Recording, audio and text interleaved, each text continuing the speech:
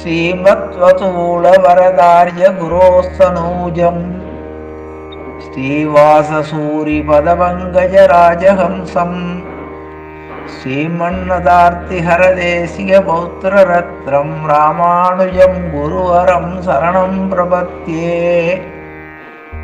அப்பன் திருவடிகளே சரணம்.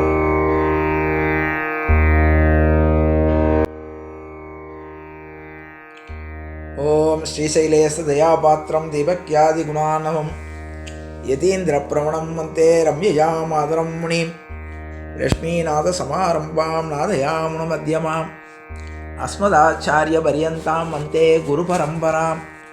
யோ நித்யமச்சுத பதாம்புஜ யுக்மருக்ம யோமோகதஸ்ததிராணிதனாய மேனே அஸ்மத்குரோர் பகவதோஸ்ய தயைகசிந்தோ ராமானுஜஸ்ய சரணௌ சரணம் பிரபத்யே.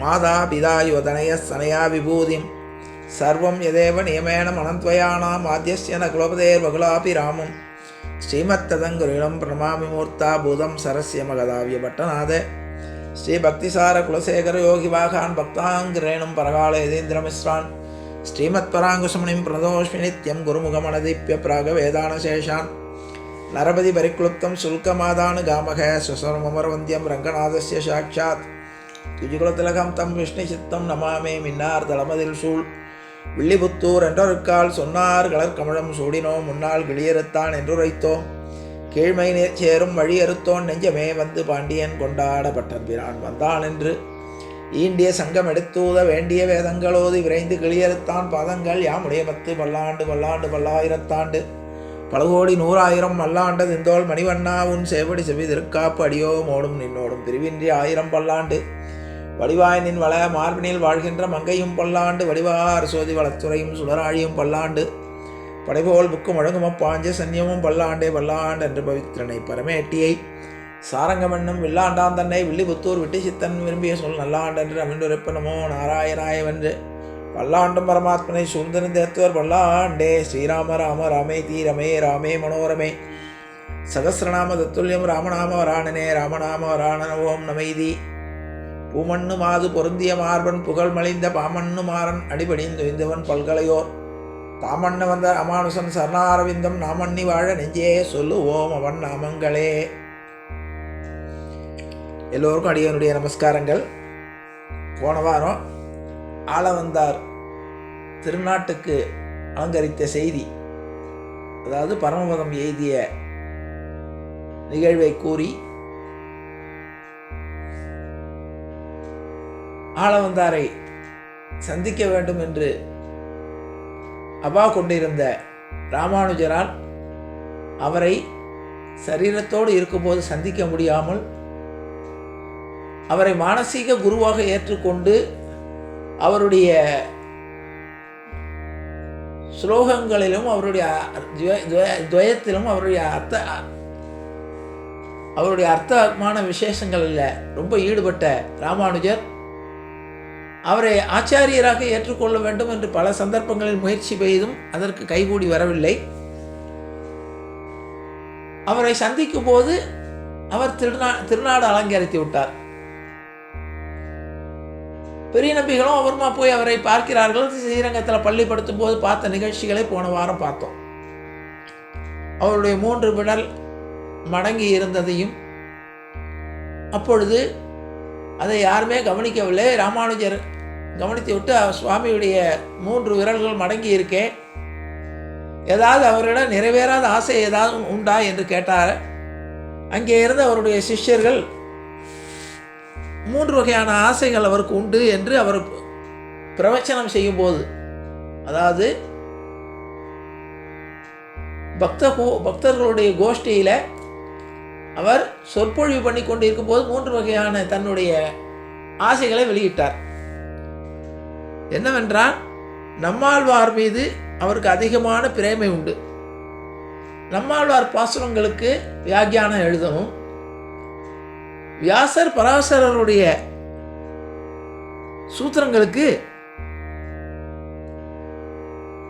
வசிஷ்டாத் வைத சித்தாந்தத்தின்படி பொருள் சொல்லணும், வியாக்கியானம் எழுதணும்னு 3 ஆசைகள் அவருக்கு உண்டு. அதை நிறைவேறாமலேயே அவருடைய காலம் முடிந்துவிட்டது என்பதை சொன்னார்கள். இப்பொழுது ராமானுஜர் அந்த சம்ஸ்காரம் நடக்கக்கூடிய இடத்துல ஒரு சங்கல்பம் பண்றார். இந்த ஆச்சாரியனுடைய அனுகிரகமும் பெருமாளுடைய கிருபையும் இருந்தால், எனக்கும் ஆயுள் கூடி வந்தால், நான் இந்த அவருடைய 3 ஆசைகளையும் நான் நிறைவேற்றி வைக்கிறேன் என்று சொன்னார். சொன்னவுடன் பிரேதமாக இருந்த அவருடைய கைகள் 3 விரல்களும் நிமிர்ந்தன. அதை பார்த்த உடனே எல்லாருக்கும் ஆச்சரியம். உண்மையான குரு சிஷ்யனுடைய உறவு இப்படி இருக்கணும் என்று எல்லாரும் பாராட்டினார்கள். மிகுந்த வருத்தத்தோடு ராமானுஜர் அவருடைய பள்ளிப்படுத்தல் காரியங்களை எல்லாம் செய்துவிட்டு நம்மை பெரிய பெருமாள், அதாவது ஸ்ரீரங்க ரங்கநாதர் ஆச்சாரியனை காட்டி கொடுக்காமலே போய்விட்டாரே என்று பெருமாளை கூட சேவிக்காம கோபத்தோடு காஞ்சிக்கு திரும்பி விட்டார். திரும்பி கைகறிகளை செய்து கொண்டிருக்கிறார். வழக்கம் போல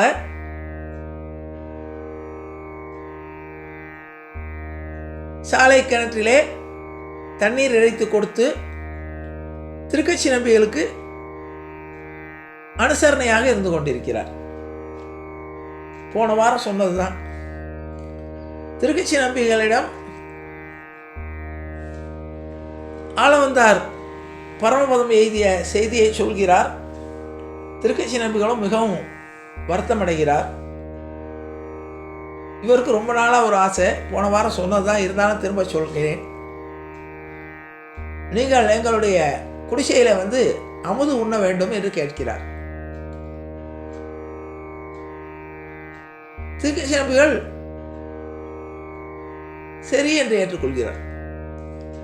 ராமானுஜருடைய ஆசை என்னன்னு கேட்டா, ஏற்கனவே யாதவ பிரகாசரிடம் குரு என்ற முறையில் கற்றுக்கொண்டால் கூட அபிப்பிராய பேதங்கள் உண்டு.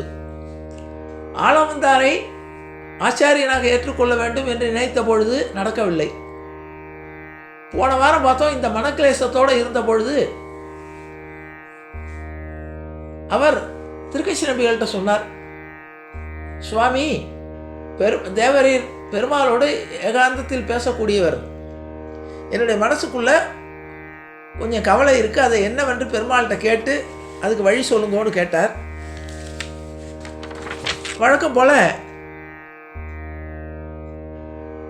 அன்றைய தினம் பெருமாளும் திருக்கட்சி நம்பிகளும் ஏகாந்தமாக பேசிக்கொண்டிருக்கும் போது பெருமாள் கேட்டார், என்ன நம்பிகளே, என்ன விசேஷம் அப்படின்னார். ஏதோ கேட்க தயங்கி தயங்கி இருக்கிறீங்களே, என்ன விசேஷம்னு கேட்டார். சொன்னார், ராமானுஜர் சில சந்தேகங்களை உங்கள்கிட்ட கேட்கணும்னு சொல்லியிருக்காரு, அதுக்காகத்தான் வந்தேன் கேட்கணும். ராமானுஜருக்கு 6 சந்தேகங்கள். நான் அந்த சந்தேகங்களை சொல்லி அதுக்கு என்னுடைய விளக்கத்தை சொல்கிறேன், நீர் அவரிடம் தெரிவியும் அப்படின்னார். என்ன அவர் சொன்னது, நானே பரத்துவம், அதாவது மும்மூர்த்திகளில் நானே முதல்வர். அடுத்தது, நம் சமயம் பேதமுடையதே.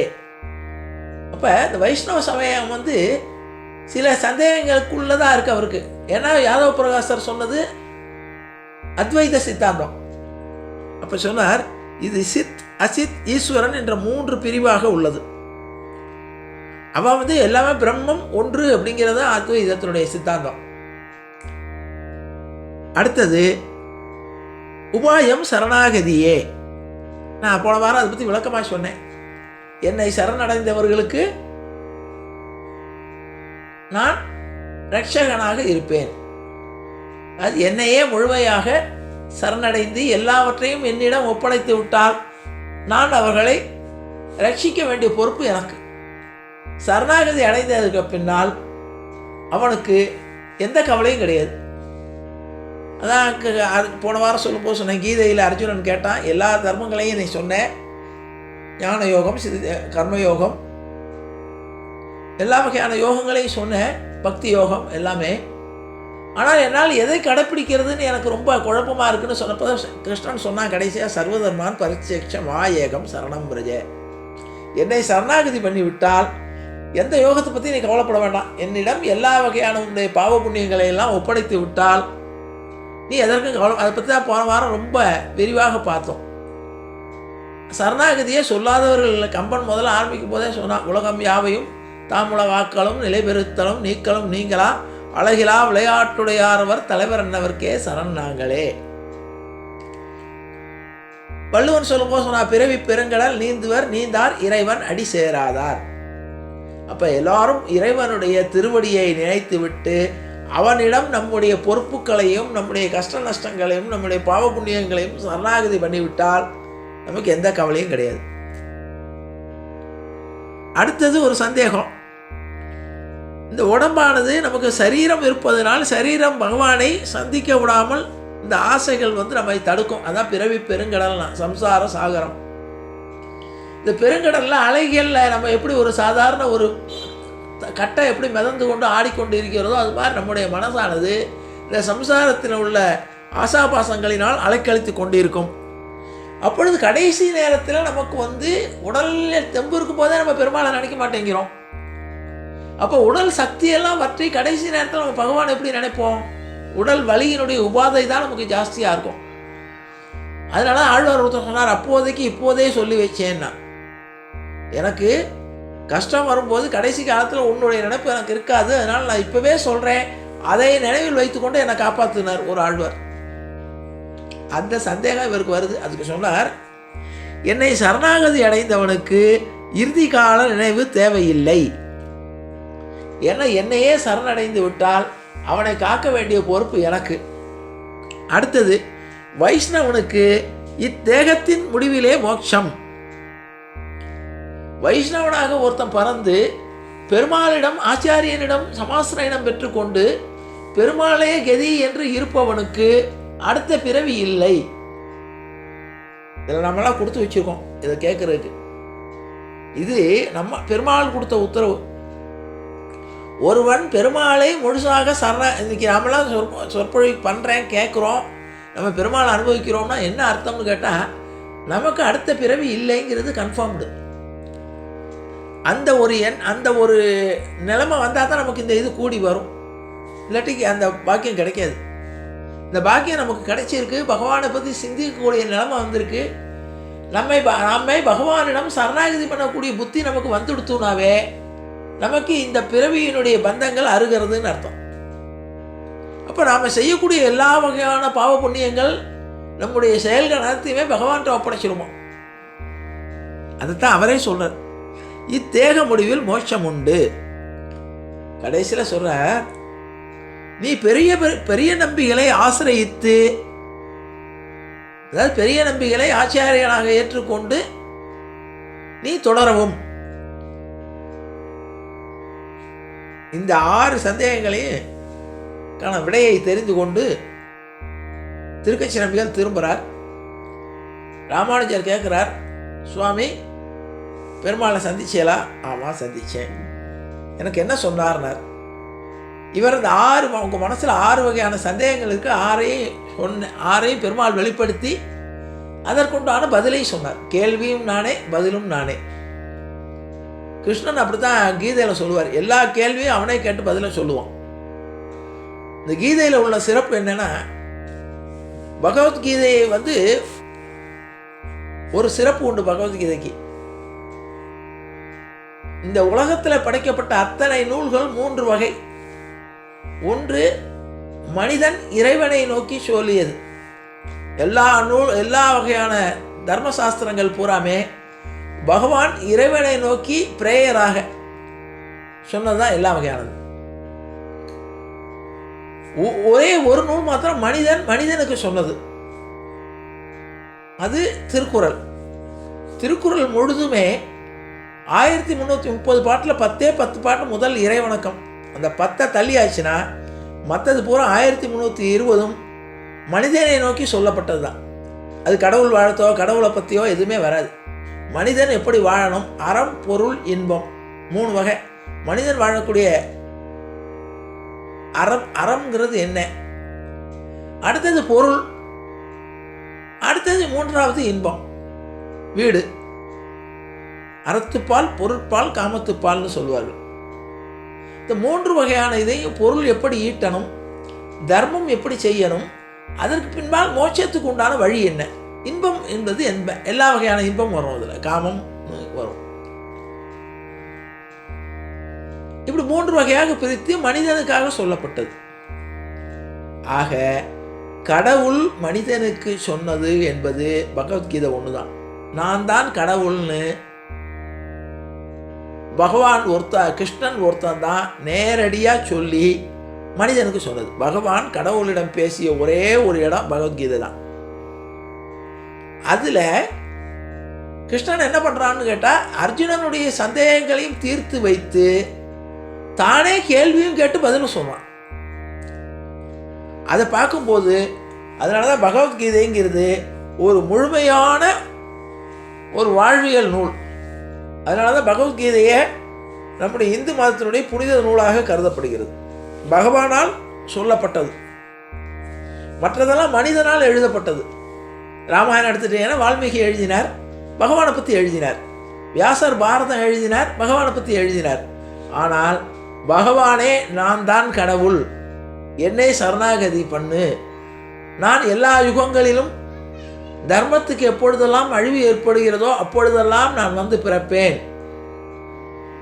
இன்னும் இப்போ எல்லா இடத்துலையும் எழுதி போடுறாங்க, நீ எதை கொண்டு வந்தாய், எதை கொண்டு போக போகிறாய், நீ அடுத்து நீ அனுபவிப்பதெல்லாம் இந்த பூமியிலிருந்து கொடுக்கப்பட்டது, எதுவும் உனக்கு சொந்தமானதல்ல. இன்று உனக்கு சொந்தமானதெல்லாம் நாளை இன்னொருவருக்கு சொந்தமாகும், இன்னொரு நாள் அது இன்னொருவருக்கு சொந்தமாகும். இது காலத்தினுடைய கட்டாயம். இப்படி பல வகையான தர்மங்களை, வாழ்வியல் தர்மங்களை சொன்னான் கிருஷ்ணன். இப்ப அதனால சரணாகதிங்கிறது ரொம்ப விசேஷமானது. நீ பெரிய நம்பிகளை சரணாகதி பண்ணுங்கோ அப்படின்னு சொன்னார். இதுக்கு முன்னால் நான் ஏற்கனவே சொன்னேன், ஆளவந்தார் போய்விட்டார்னு உடனே யாரை குருவாக ஏற்றுக்கொள்வதுங்கிறது ரொம்ப கஷ்டம், ரொம்ப மனசில் சஞ்சலப்பட்டு கொண்டு இருந்தார் ராமானுஜர். திருக்கட்சி நம்பியில் நான் போன வாரம் சொன்னதான் இருந்தாலும் சொல்கிறேன். திருக்கட்சி நம்பியில் நீங்கள் என்னுடைய குடிசையில் வந்து அமுது உண்ணணும்னார். அப்போ என்ன நினச்சிட்டாருன்னா, இவர் அமுது உண்ட சேஷத்தை மிச்சத்தை தான் சாப்பிடலாம், சாப்பிட்டா நமக்கு அவருடைய பிரசாதமாக ஏற்றுக்கொள்ளலான்னு நினைச்சார். அது ஏற்கனவே சொன்னேன். அவருடைய மனைவி ஒத்து வராதனால, அவள் ஆச்சாரமாக இருந்ததுனால அதை ஏற்றுக்கொள்ளவில்லை. அவர் வாசலை திண்ணையில் உட்காத்தி வச்சு சாப்பாடு போட்டு அவருடைய எச்சி இலையை கீழே மிச்சம் இருந்த சாதத்தையும் எச்சி இலையும் கீழே தள்ளிட்டு அந்த இடத்த அலம்பி விட்டுட்டு குளித்து கொண்டு ரெடியாக இருந்தா. வந்து பார்த்த உடையவருக்கு ரொம்ப கோபம் ஏற்பட்டது. என்னுடைய வழியிலிருந்து நீ மாறுபட்ட வழியில் இருக்கேன்னு சொல்லி தன்னுடைய தலையில தண்ணீரை ஊட்டி கொண்டார். இது முடிஞ்சது.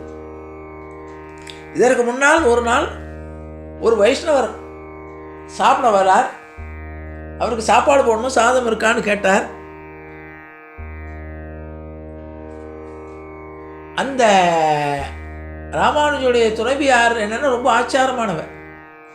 அதனால அவன் என்ன நினைச்சானா, நம்மெல்லாம் சாப்பிடாம அதிதி போஜனம் பண்ணக்கூடாது, அதனால மிச்சம் ஒன்றும் இல்லைன்னு சொல்லிவிட்டு அவரை அனுப்பிட்டார். இவர் உள்ள போய் பார்த்தா சாதங்க தான் எல்லாம் இருக்கு. அப்போ உடனே சத்தம் போடுறார், என்றைக்குமே அதிதி போஜனம் பண்ணிட்டு நம்ம சாப்பிட்றது ரொம்ப விசேஷங்கிறது அவருடைய எண்ணம். அதாவது செல்விருந்தோம்பி வருவிருந்து பார்த்திருப்பான் நல்விருந்து வானத்தவர்க்கு வள்ளுவன் சொன்னான். நாம் வந்து தர்மங்கள் பண்ணி நிறைய பேருக்கு சாப்பாடு போட்டு மிச்சத்தை நம்ம சாப்பிட்டோன்னா நாம் எப்போ வருவோம்னா இங்கே மேல் உலகத்தில் உள்ளவர்கள் எல்லாம் விருந்தினர், நம்ம வந்து விருந்தினராக எதிர்பார்த்துன்னு காத்துட்டு இருப்பானாம் நமக்கு பணிவிட பண்ணணும்னு. செல்விருந்து ஓம்பி வருவிருந்து பார்த்திருப்பான் நல்விருந்து வானத்தவர்க்குனர் வள்ளுவர். அப்போ விருந்தும் அதிதி போஜனமும் இல்லற தர்மத்தில் ரொம்ப விசேஷம். சன்னியாசிகளுக்கு அது கிடையாது. இல்லறம் என்னன்னு கேட்டால் அதிதி போஜனம், உபசரித்தல், விருந்து உபசரித்தல். இது பல இடங்களில் எல்லா சைவ சமயத்திலையும் வரும், நம்ம சமயத்திலையும் வரும். இப்ப பெருமாள் மூலமாக பெரிய நம்பிகளை ஆசிரியித்து நீ உய்வடையணும்னு சொல்லி பெருமாள் உத்தரவு கொடுத்த உடனே பெரிய நம்பிகளை தேடி திருக்கட்சி நம்பிகளிடம் உத்தரவு பெற்றுக்கொண்டு பெரிய நம்பிகளை தேடி புறப்படுறார். இதோட போன வாரம் சொன்னோம். பெரிய நம்பிகளை தேடி இவர் புறப்படுறார். அங்கே ஸ்ரீரங்கத்தில் இப்ப அந்த மடத்தை நிர்வாகம் பண்றதுக்கு யாருங்கிற பிரச்சனை வருகிறது. அங்கே இருக்கக்கூடிய பிரதம சிஷ்யராகிய பெரிய நம்பிகளுடைய தலைமையிலே எல்லா வகையான சிஷ்ய கோடிகள்லாம் சேர்ந்து கேட்கிறார்கள். இப்போ அடுத்தாப்புல மடத்தை நிர்வாகம் பண்ணுவதற்கு யார் தகுதியானவர் அப்படின்னு வரும்போது இப்போ எல்லாரும் ஏகோபித்த குரல்ல சொல்கிறார்கள், ராமானுஜர் தான் தகுதியானவர். ஏன்னா ஆளவந்தார் இருக்கும்போதே முதல் தடவை பார்த்த உடனே ஆளவந்தார் வாயினாலேயே ஆம் முதல்வன் அப்படின்னு சொன்னார். முதல்ல பார்த்த உடனே இவர் சொன்னது ஆம் முதல்வன். ஏன்னா ராமானுஜரை பற்றி கேள்விப்பட்டு பார்க்கணும்னு போகிறார். திருக்கட்சி நம்பிகளை சந்திக்கிறார். அப்போ இவர் சாலை கிணற்றில் தண்ணீர் எடுத்துக்கொண்டு போகிறார். அப்போ காட்டுறார் திருக்கட்சி நம்பிகள், இதோ இவர் தான் ராமானுஜர் அப்படின்னு காட்டின உடனே அப்போ சொல்றார் ஆம் முதல்வன் இவன் தான். ஏன்னா இப்போ ராமானுஜருடைய ஸ்வரூப லட்சணம் இருக்க, அவர் ஏற்கனவே சொல்லியிருக்கேன், கைகள் நீண்டு ராமனுக்கு எப்படி இருந்ததோ அதே மாதிரி கைகள் முழங்காலுக்கு கீழே இருக்கும். சிவந்த மேனி, தேஜஸ், ஆதிசேஷனுடைய அம்சமாக அவர் இருப்பதனால சிவந்த மேனியோடு அவர் பெருமாள் கைங்கரியம் பண்ண போய் கொண்டு இருந்த பொழுது பார்த்து விட்டு ஆம் முதல்வன் அப்படின்னு சொல்லிட்டு தேவராஜ பெருமாள்கிட்ட இவனை வைஷ்ணவத்துக்கு நீங்கள் கொடுக்கணும்னு சொல்லி வேண்டிக்கிறார். இந்த வைஷ்ணவ சம்பிரதாயத்துக்கு இவரை முதல்வனாக கொடுத்து இந்த சம்பிரதாயத்தை வளர்ப்பதற்கு நீங்கள் அனுகிரகம் பண்ணணும்னு காஞ்சி பேரவர்களான்ட்ட வேண்டிட்டு திரும்புகிறார். அப்போ ஆளவந்தாரால் ஆம் முதல்வன் என்று சொல்லப்பட்ட அவர் ஒன்று. இது முதல் சர்டிஃபிகேட். இரண்டாவது, ஆளவந்தார் திருநாடு அலங்கரித்த பொழுது அவரை பள்ளிப்படுத்தி கொண்டிருக்கும் பொழுது வந்த ராமானுஜர் அவருடைய 3 விரல்கள் மடங்கி இருப்பதை மானசீகமான சிஷ்யனாக இருப்பதால் அவருடைய மனக்குறையை உணர்ந்து கொண்டு தான் அந்த குறையை நிவர்த்தி செய்கிறேன் என்று பிரதிஜை செய்தார். அதனால அவர்தான் இந்த வைஷ்ணவ சம்பிரதாயத்தை தலைமை ஏற்று நடத்த தகுதியானவர்னு சொல்லி எல்லாரும் சொல்கிறார்கள். பெரிய நம்பிகளும் அதை ஆமோதிக்கிறார். ரொம்ப ஆச்சரியம்னா பெரிய நம்பிகள் பிரதம சிஷ்யர் ஆளவந்தார். உடனே எல்லாரும் பெரிய நம்பிகளை வேண்டிக் கொண்டு நீங்கள் தான் போய் அவரை அழைத்து வந்து நம்முடைய மடத்துக்கு பொறுப்புகளை ஏற்றுக்கொண்டு நிர்வாகம் பண்ணணும், இந்த வைஷ்ணவ சம்பிரதாயத்தை வளர்க்கணும் அப்படின்னு சொல்றாரு. உடனே தன்னுடைய பத்னியை அழைத்து கொண்டு காஞ்சி மாநகரத்தை நோக்கி ராமானுஜரை நம்முடைய சமயத்துக்கு பொறுப்பேற்க சொல்லி கூப்பிடணும்னு போறார். அதே நேரத்தில் இங்கே பெருமாள் உத்தரவு கொடுத்து பெரிய நம்பிகளை ஆசிரியித்து நீ வழிகாட்ட வேண்டும் என்று சொன்னதனால் இவர் ஸ்ரீரங்கத்தை நோக்கி வரார். வழியிலே மதுராந்தகம்னு செங்கல்பட்டு பக்கத்தில் ஊர், ஏரிகாத்த ராமர்னு பேர். ரொம்ப விசேஷமான ஊர், தெரிஞ்சுக்கணும். நமக்கெல்லாம் பல விஷயங்கள் தெரியாது. மதுராந்தகத்தில் அங்கே ஒரு ராமர் கோயில் இருக்கு. வெள்ளைக்காரன் ஆண்டு கொண்டு இருந்த பொழுது அது பெரிய ஏரி, இந்தியாவிலேயே ஒரு பெரிய ஏரி. அது மழை பெய்து அந்த ஏரி தழும்பி நிரம்பி வழிந்தது. உடஞ்சதுன்னா ஊர் பூரா வெள்ளமாயிடும். அந்த வெள்ளைக்காரன் கலெக்டர் வந்து பார்க்கறதுக்கு எல்லாம் மண்ணெல்லாம் அள்ளி போட்டு சரி பண்ணா முடியல. எல்லாருக்கும் அப்போல்லாம் பாதுகாப்புக்கு கோவிலில் தான் எல்லாரும் உட்காந்தாகணும்.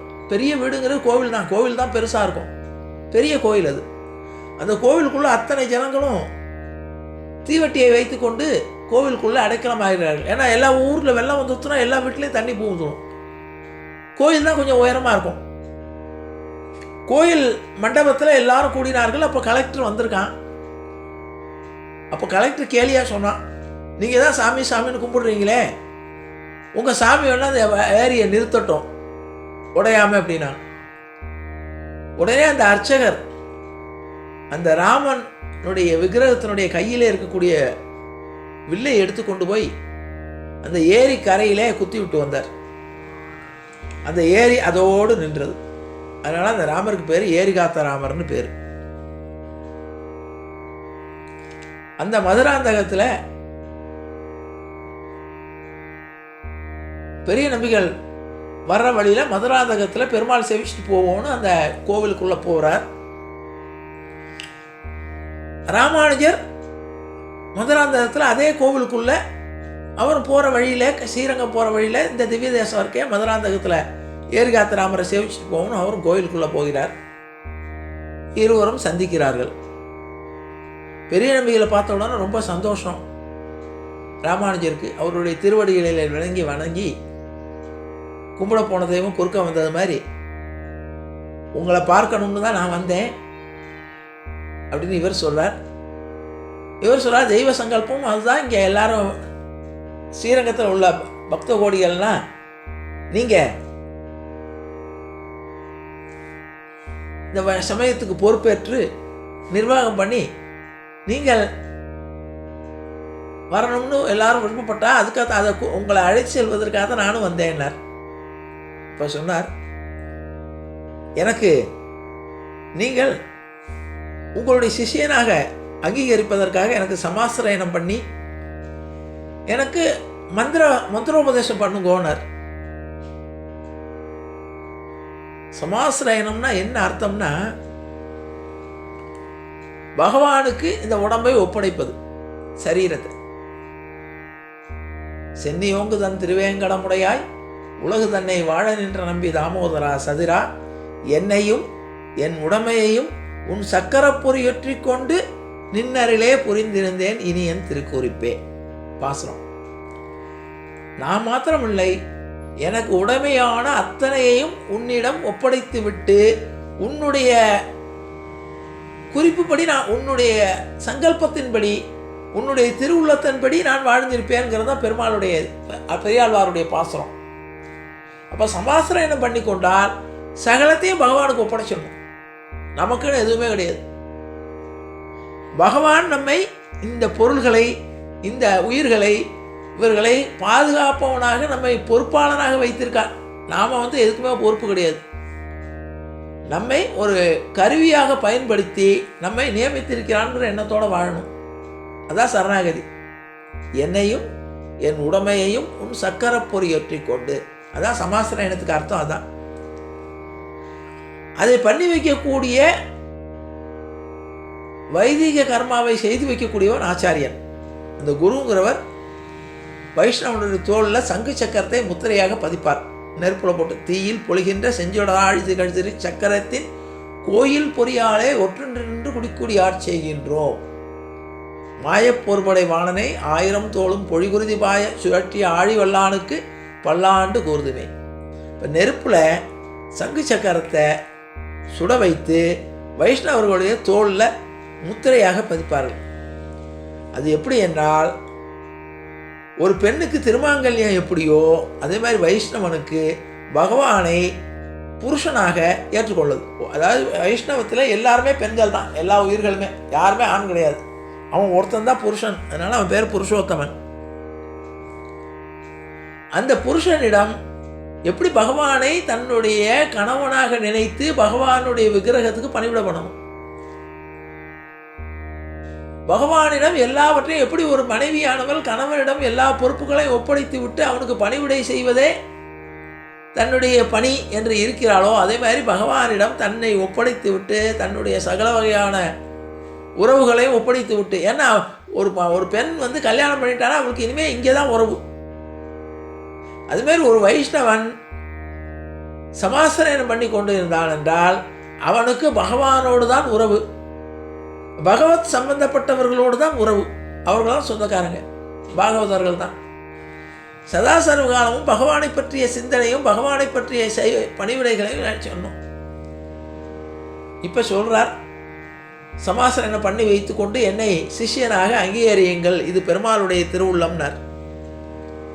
பெரிய நம்பிகள் சொன்னார், இப்போ என்ன அவசரம், வாங்க காஞ்சிபுரத்துக்கு போவோம், புண்ணியமான தேசம், காஞ்சிபுரத்தில் வைத்து கொண்டு உங்களுக்கு சமாசனம் பண்ணி வைக்கிறேன்னார். ராமானுஜர் ஒத்துக்கல்ல. அவர் சொன்னார், மின்னின் நிலையில மண்ணுயிர் யாக்கைகள்.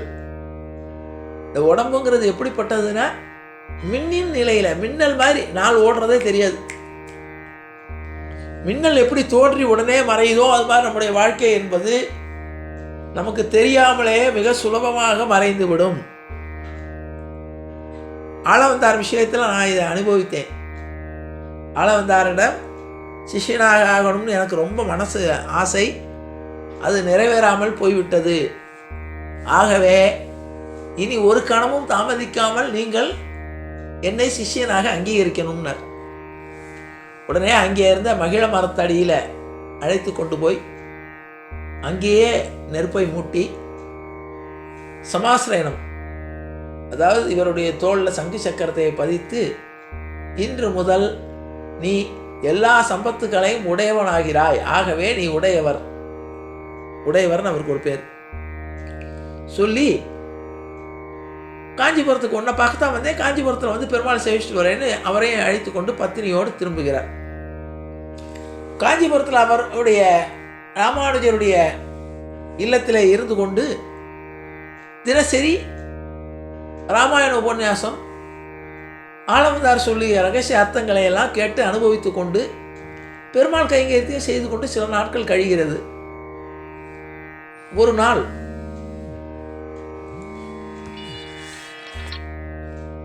நாள் இவர் பெரிய நம்பிகளுடைய பத்தினி அவர்கள் கிணற்றில் தண்ணி இறைக்கும் போது ராமானுஜருடைய பத்தினி ஏதோ ஒரு காரியம் பண்ணி கொண்டிருக்கிறார்கள். இவர் இறைத்த ஜலம் வந்து அவர்களுடைய பாத்திரத்திலேயே அதிலே விழுந்துவிடாது. நான் ஏற்கனவே சொன்னேன்னா இல்லையா, ஆச்சாரமான ராமானுஜருடைய மனைவிக்கு சண்டை வந்துடுது. தகாத வார்த்தைகளால் பெரிய நம்பிகளுடைய மனைவியை பேசுகிறார். பேசின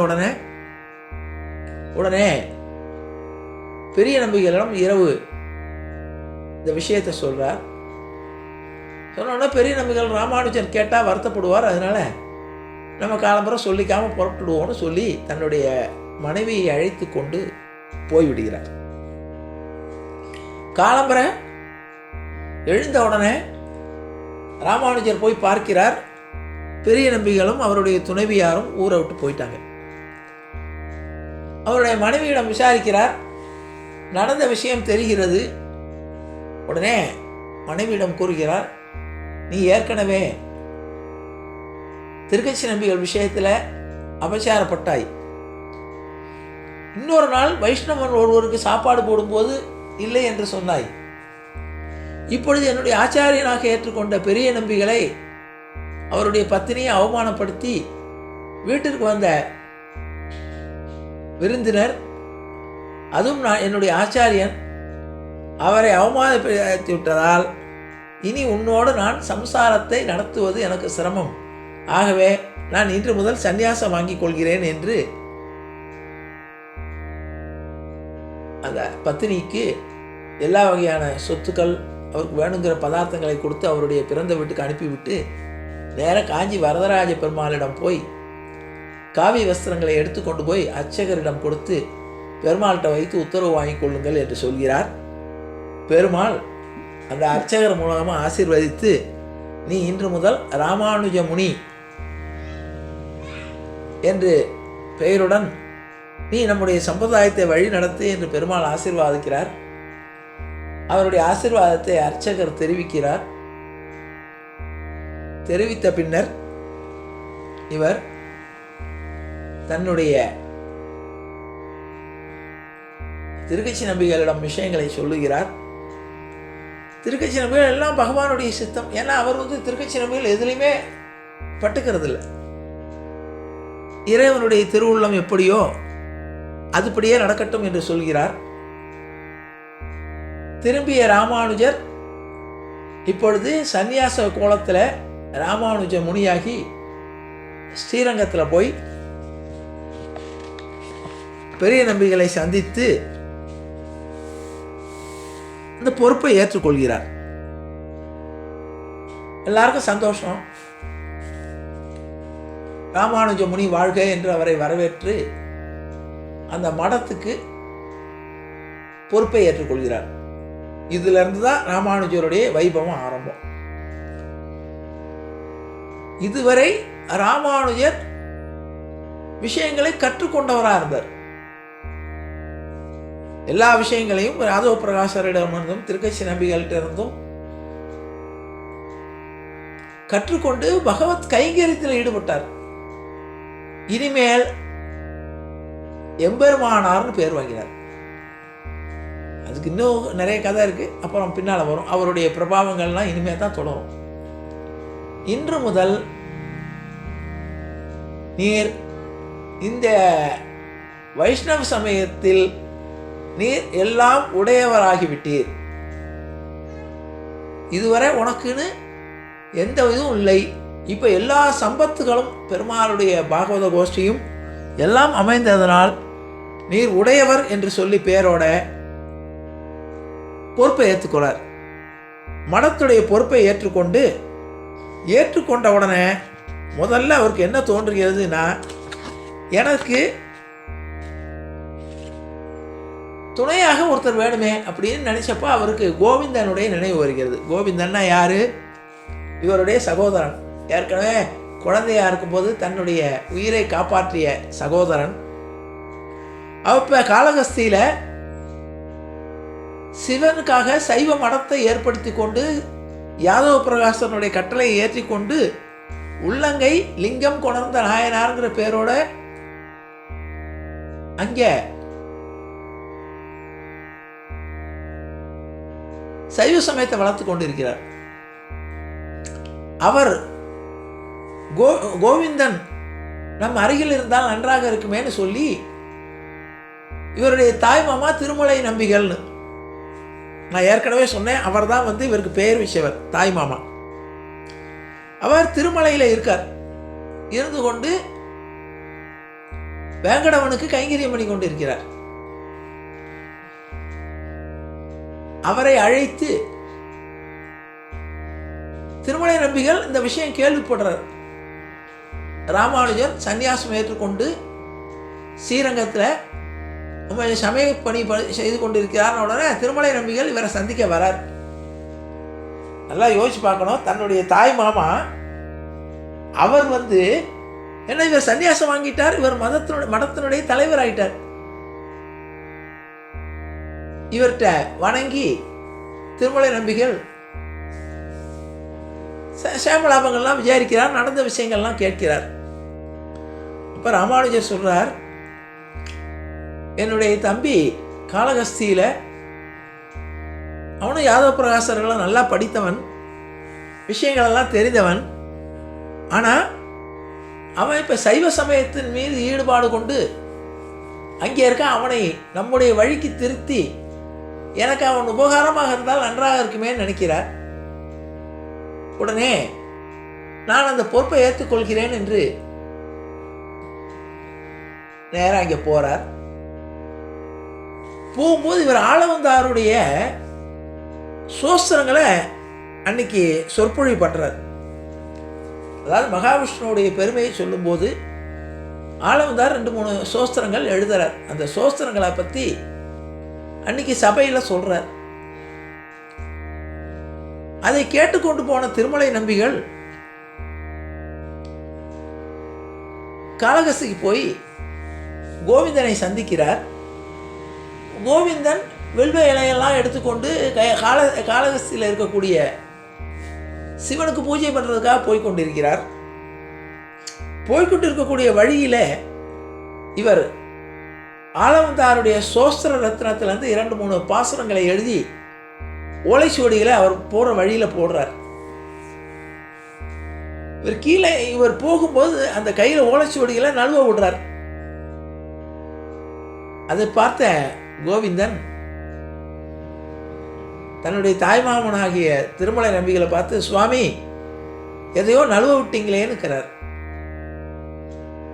அப்போ திருமலை நம்பிகள் சொல்கிறார், என்னுடைய பொருள் நழுவ விடக்கூடிய பொருள் அல்ல, அது நான் நழுவ விட்டாலும் அது என்னை கைவிடாது அப்படின்னு சொல்கிறார்.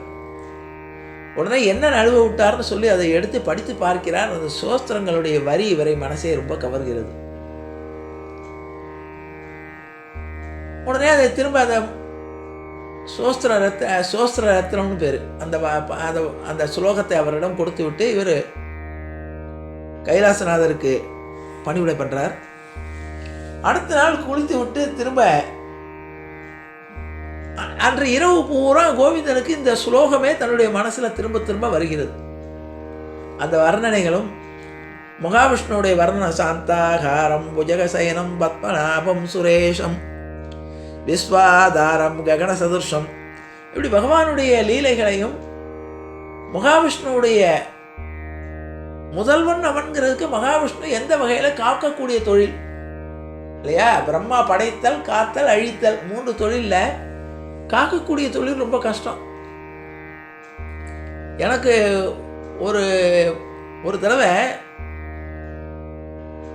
அங்கே திருமலைக்கு போயிட்டு திரும்ப திருப்பதிக்கு வரும்போது ஒரு காரில் வந்த டிரைவர் ஒருத்தன் எனக்கு தெரியாத ஒரு விஷயத்த சொன்னான். நம்ம இந்து மதத்தில் ஒரு பெரிய சிறப்பு இருக்குங்க. நானும் தெரியாத மாதிரி என்னப்பா சிறப்புன்னு கேட்டேன். ஒரு ஆச்சரியத்தை பாருங்க, எந்த மதத்திலும் கடவுளுக்கு மனைவி கிடையாது. நீங்கள் கிறிஸ்தவத்தில் எடுத்தா இயேசு கிறிஸ்துக்கு மனைவி கிடையாது, முஸ்லீமில் அல்லாவுக்கு மனைவி கிடையாது. நம்ம இந்து தர்மம் மாத்திரம் வாழ்வியல் நெறிய கொண்டது. அப்போ மனைவிங்கிறவ அவசியம் அப்படிங்கிறத இந்து கடவுள்கள் சொல்லி இருக்கிறார்கள். ஒரு குடும்பம்னா எப்படி நடத்தணுங்கிறத இந்து கடவுள்கள் வாழ்ந்து காட்டி இருக்கிறார்கள். ராமனாவும் கிருஷ்ணனாவும் இல்லற தர்மத்தை நிலைநாட்டி இருக்கிறார்கள். மற்ற தெய்வங்கள்லாம் துணை கிடையாது. மற்ற எந்த மதத்திலையும் புத்தர் எடுத்தால் மனைவி இருந்தால் கூட அவர் புத்தர் கடவுள் இல்லை, மனிதன் தான், விட்டுட்டு வந்துட்டார். இல்லற தர்மத்தை போதிக்கல அவர். கிறிஸ்தவத்தில் கடவுளுக்கு மனைவியே கிடையாது, அல்லாஹ்க்கு கிடையவே கிடையாது, குடும்பமே கிடையாது. ஆனால் இந்து தர்மத்தில் அதை சொல்லும்போது சொன்னால் 3 கடவுள்களை படைத்து காட்டியிருக்கிறார்கள். பிரம்மா படைத்தல், சிவன் மகாவிஷ்ணு காத்தல், சிவன் அழித்தல். இந்த 3க்கு துணைவியை கூட எப்படி அமைத்திருக்கிறார்கள் பாருங்க. ஒருவன் படைக்கணும்னா அவனுக்கு படைப்புக்கு தேவை நல்ல ஞானம், நல்ல அறிவும் ஞானமும் இருந்தால் தான் ஒரு காரியத்தை படைக்க முடியும். அப்போ படைத்தலுக்கு உதவியாக இருக்கக்கூடிய மனைவியை சரஸ்வதி ஆக்கினான். சரஸ்வதி என்பவள் கல்விக்கும் ஞானத்துக்கும் அதிபதி. அவள் படைத்தல் தொழில் செய்பவளுக்கு துணையாக இருப்பவள் எப்படி இருக்கணும்னா அவள் அறிவார்ந்தவளாக இருக்கணும் அப்படின்னு அமைச்சிருக்கார் பாருங்க. அடுத்தது காத்தல். காத்தல் தொழில் காக்கணும்னா ஒரு குடும்பத்தை காக்கணும்னா அவனுக்கு என்ன வேணும்? ஐஸ்வர்யம் வேணும், நல்ல செல்வம் வேணும். ஆகவே காத்தல் தொழிலை பார்க்கக்கூடிய மகாவிஷ்ணுவுக்கு உதவி புரியக்கூடியவர் மகாலட்சுமியை துணையாக சேர்த்து கொண்டார். அடுத்தது அழித்தல். அழித்தல் சிவனுடைய தொழில். அப்போ ஒன்றை அழிக்க வேண்டும் என்றால் என்ன வேண்டும் என்றால் சக்தி வேணும். சக்தி இருக்கிறவனால் தான் அழிக்க முடியும். சக்தி இல்லாதவனால் கூட படைக்க முடியும், சக்தி இல்லாதவனால் கூட காக்க முடியும். ஆனால் சக்தி இருந்தால் தான் அழிக்க முடியும். அழிக்கிறதுக்கு ஒரு சக்தி வேணும். அதனால தான் சக்தி ஆகிய பராசக்தியை துணையாக சிவனுக்கு சேர்த்தார் அப்படின்னு சொன்னார். எனக்கே ஆச்சரியமா இருந்தது. அப்போ நம்முடைய கடவுளுடைய அமைப்புகள் கூட வாழ்வியல் முறையோடு ஒத்து வருகிறது. இப்போ மகாவிஷ்ணுடைய ஸ்லோகத்தை கேட்ட கோவிந்தருடைய மனசுக்குள்ள மகாவிஷ்ணு மேலே ஒரு பக்தி ஏற்பட்டது. ஆகா, நாம் வழிபட தகுந்தவர் மகாவிஷ்ணு தான்ங்கிற ஒரு எண்ணம் வந்தது. உடனே திருமலை நம்பிகளுடைய இருக்கிற இடத்துல போய் நான் வைஷ்ணவனாக மாற விரும்புகிறேன் அப்படின்னு சொல்லி அவர் போய் நேர காளகஸ்திநாதனிடம் உத்தரவு கேட்கிறார். நான் இவ்வளவு நாள் உனக்கு பணிவிட பண்ணிட்டு இருந்தேன், உனக்கு மேல ஒருத்தர் இருக்கிறார்னு என்னுடைய மனசுல படர்ந்து ஆளவந்தாருடைய சோஸ்திர ரத்னத்தை படித்தவுடன் எனக்கு தோன்றுகிறது. ஆகவே நான் வைஷ்ணவனாகி வைஷ்ணவ தர்மத்தை வளர்க்க விரும்புகிறேன். சிவன் உத்தரவு கொடுத்தார்.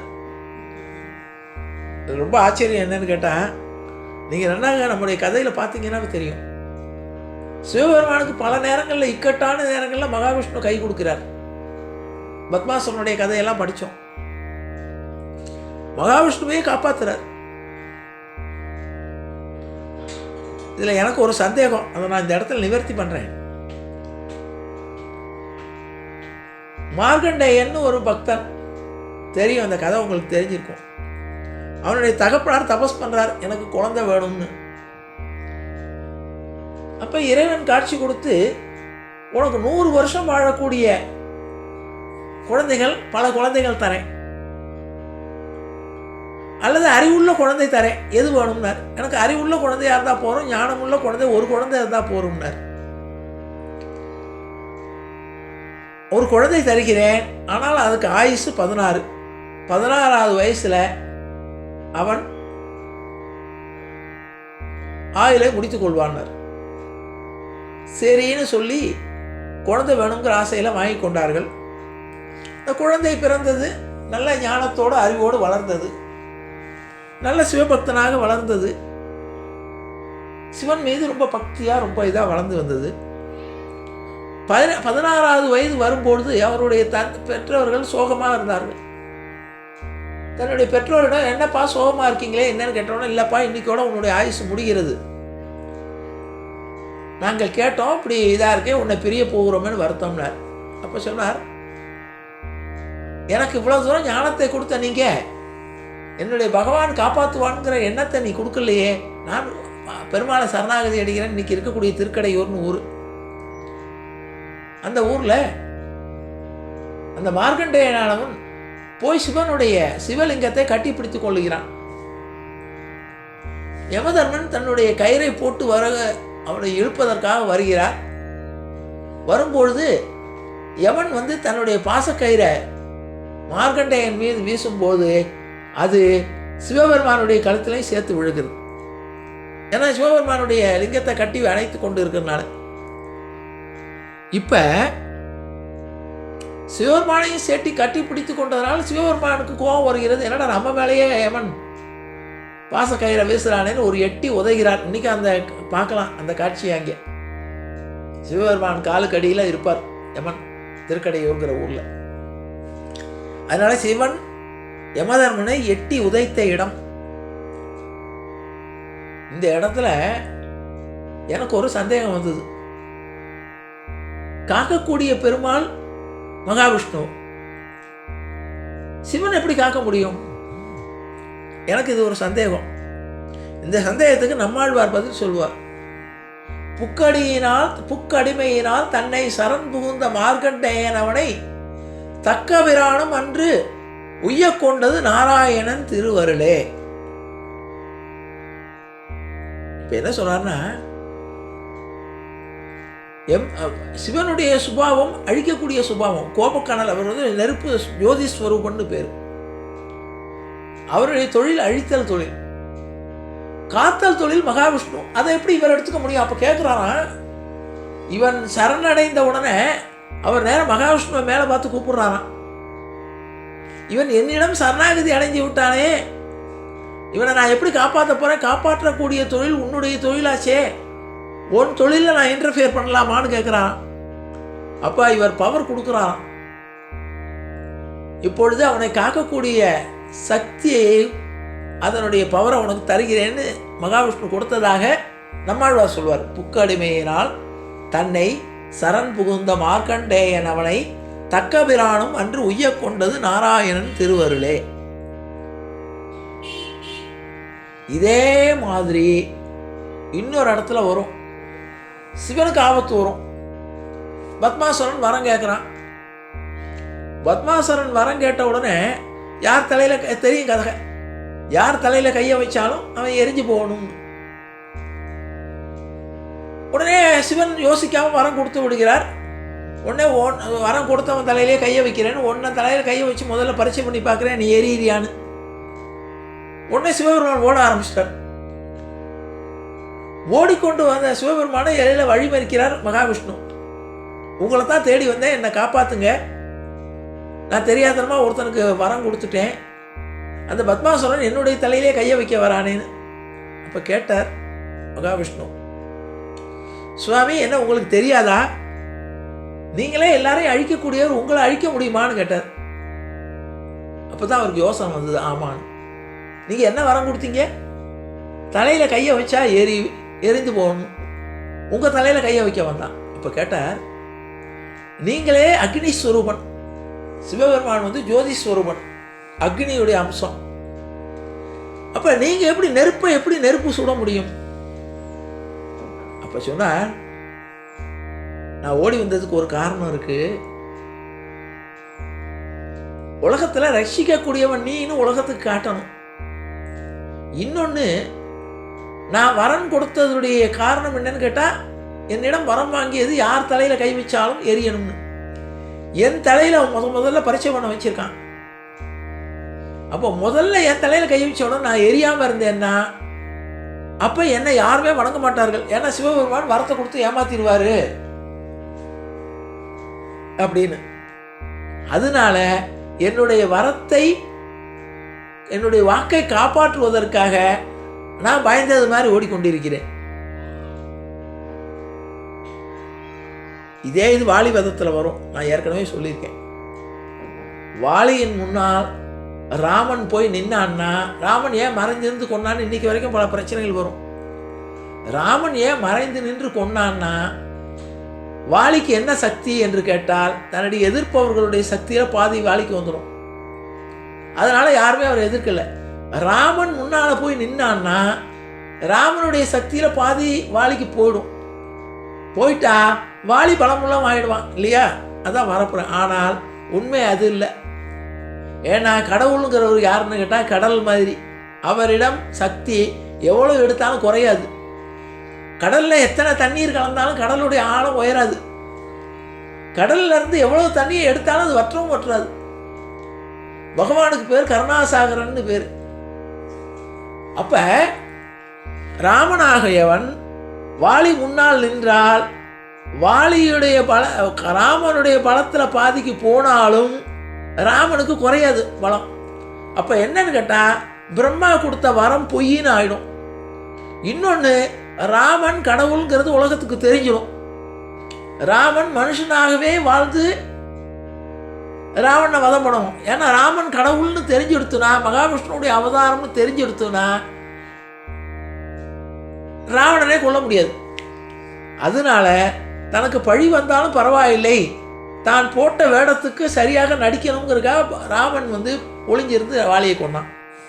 இது வாலி வதத்துக்கு உண்டான ஒரு நியாயமான காரணம். இது தவிர பல காரணங்கள் இருக்கு. அது ராமாயணம் பேசும்போது சொல்லியிருக்கேன். இப்ப மார்க்கண்டேயன் சரணாகதி பண்ணின உடனே அவனை காப்பாற்றுவதற்கு தக்கபிரானும் புக்கடிமையினால் தன்னை சரண் புகுந்த மார்க்கண்டேயன் அவனை தக்கபிரானும் அன்று உய்யக் கொண்டது நாராயணன் திருவருளே. இது நம்மாழ்வார் பாசனம். இதே மாதிரி மகாவிஷ்ணுடைய இதே சோஸ்திர ரத்னம்ங்கிறதுல அழகாக எழுதியிருப்பார் ஆள வந்தார். அது இவருடைய மனசில் பதிந்த உடனே சிவபெருமானிடம், சுவாமி நான் இனிமேல் வைஷ்ணவ சம்பிரதாயத்தை தழுவ விரும்புகிறேன் என்று சொல்லி உத்தரவு வாங்கி கொண்டு திருமலை நம்பிகளுடன் சேர்ந்து ராமானுஜரை வந்து சரணடைகிறார். உடனே இன்று முதல் நீ கோவிந்தஜீயர் என்ற பெயரோடு இந்த மடத்தில் கைங்கரியம் செய்து கொண்டு எனக்கு உபகாரமாக இருப்பாயாக என்று சொல்லி தன்னுடைய தம்பியாகிய கோவிந்தனை அரவணைத்து ராமானுஜர் தன்னுடைய வைஷ்ணவ சம்பிரதாய பணியை தொடர்கிறார் என்ற அளவோடு கூறி, அடுத்த வாரம் அவருடைய உடையவருடைய பிரபாவத்தை நாம் அனுபவிப்போம். இந்த குரு பரம்பரையிலே நிறைய பகுதியை ராமானுஜர் தான் ஆக்கிரமித்திருப்பார். அவரால் தான் இந்த வைஷ்ணவ சம்பிரதாயம் வளர்ந்தது. அதனால வைஷ்ணவ சம்பிரதாயத்துக்கு பேர் எம்பெருமானார் தரிசனம்னு பேர். அவர் மூலமாகத்தான் நமக்கு எல்லோருக்கும், அதுவரை வைஷ்ணவ சம்பிரதாயம் என்பது ஒரு குறிப்பிட்ட பெயர்களுக்கு என்று இருந்ததை பாமரனுக்கும் மகாவிஷ்ணுடைய பெருமாள் நாராயணனுடைய பெருமையை எடுத்து சென்றவர் ராமானுஜர் என்ற அளவிலே, அடுத்த வாரம் முதல் உடையவர் பிரபாவம் என்ற வகையிலே உடையவர் செய்த சாரியங்களையும், அவர் சிஷ்யர்களை எப்படி அரவணைத்து சென்றார், அவருடைய சிஷ்யர்கள் யார் யார், அவர்களுடைய சிஷ்யர்கள் எப்படி ராமானுஜரிடம் ஈடுபாடோடு இருந்தார், அதைவிட தனக்கு ஆச்சாரியனாக இருந்தவர்களை எப்படி சிஷ்யனாக்கினார். அவருடைய காரே கருணை ராமானுஜான்னு சொல்லுவார். அவருடைய கருணையினாலும் அவருடைய பிரபாவத்தினாலும் இவருடைய ஆச்சாரியனாக இருந்த ஆதவ பிரகாசரே பின்னால் இவரிடம் சிஷ்யனாக சேர்வார். அதுக்குண்டான சம்பவங்களையும் அவர் நிகழ்த்திய நினைவுகளையும், அவருக்கு பெருமாள் அனுகிரகம் செய்த பல விஷயங்களை, அவர் எப்படி நம்முடைய சம்பிரதாயத்துக்காக எவ்வளவு கஷ்டப்பட்டார், எப்படி ஆதிசங்கரர் எப்படி இந்தியா முழுவதும் தன்னுடைய கால்கால் நடந்து எல்லா வகையான சமயத்தை பரப்பினாரோ, அதேமாதிரி ராமானுஜர் எல்லா வகையான திவ்ய தேசங்களுக்கும் போய் அந்த கோயில் நிர்வாகத்தை அவர் ரெண்டிலேயும் இருந்தார். சமயத்தையும் கடைப்பிடித்தார், சம்பிரதாயத்தில் எப்படி இறைவனுக்கு எப்படி அவர் இறைவனுக்கு பணிவிடைகள் எப்படி செய்யணும், உற்சவங்கள் எப்படி நடத்தணுங்கிறத வழிமுறை எப்படி படுத்தினார். இன்றைய தினம் வரை நாம் அவர் காட்டிய வழிமுறைப்படி தான் எல்லா வகையான பூஜைகள் நடக்கின்றன ஆலயங்களில். ராமானுஜருடைய வழியில தான் இப்போ நடக்கிறது. அதே அடுத்த வாரம் முதல் தொடர்ந்து காண்போம் என்று கூறி நிறைவு செய்கிறேன். ஜானகி காந்த ஸ்மரணே ஜெயே ராமராம் சத்குரு மகாராஜ் கி ஜெய். ஆஞ்சநேய மூர்த்தி கி ஜெய். அறியாத பிள்ளைகளோ அன்பினால் உந்தன்னை சிறுபேரழைத்தனம் சீரியர்லாத இறைவான் இதாராய் வரையலோரும் பாவாய். இற்றைக்கும் ஏழேல் பிறவிக்கும் உந்தன்னோடுற்றோமேயாவும் உனக்கே நாம் ஆட்செய்வோம். மற்ற காமங்கள் மாற்றேலோ ரம்பாவாய். செங்கன் திருமுகத்து செல்வர் திருமாலால் எங்கும் திருவருள் பெற்று இன்புருவ ரம்பாவாய். ஹரே ராம ராம ராம ஹரே ஹரே. ஹரே கிருஷ்ண கிருஷ்ண கிருஷ்ண ஹரே ஹரே. கோவிந்த நாம சங்கீர்த்தனம் கோவிந்தா ஹரி கோவிந்தா. வீடியோவை பார்க்கக்கூடிய நேயர்களே, வீடியோவை லைக் செய்யுங்கள், ஷேர் செய்யுங்கள், சப்ஸ்கிரைப் பண்ணுங்கள். தங்களின் பொன்னான கருத்துக்களை கமெண்ட் பாக்ஸில் பதிவிடுங்கள். தேங்க்ஸ் ஃபார் வாட்சிங்.